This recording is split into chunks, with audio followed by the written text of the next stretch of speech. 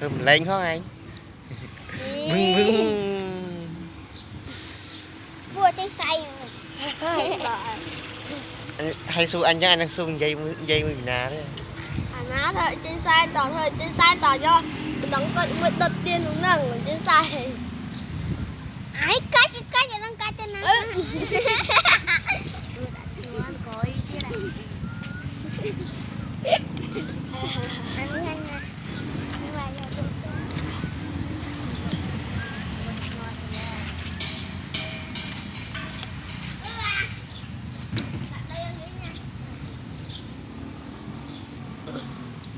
Hay tôi sẽ lên chứ ha, tôi sẽ lên câu chân đó.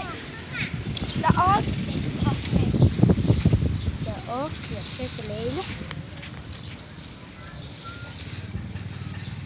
Đây hôm nay trốn nha đội. Bưng tới rồi nè thế bình to mà chứ.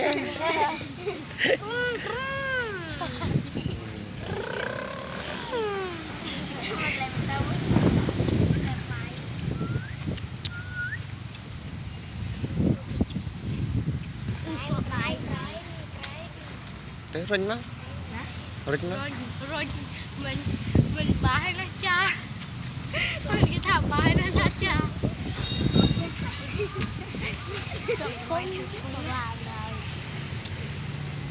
mặt hơi vào mũi bạn cái lốp ăn cái lốp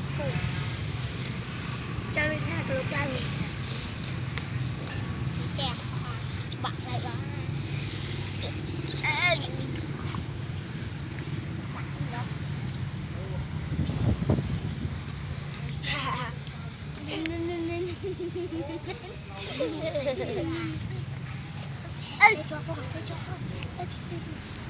Cho phong mình đi. sẽ cho phong rồi.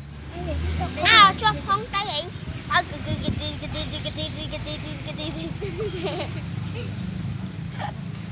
Cho phong din rồi. Đặt tay.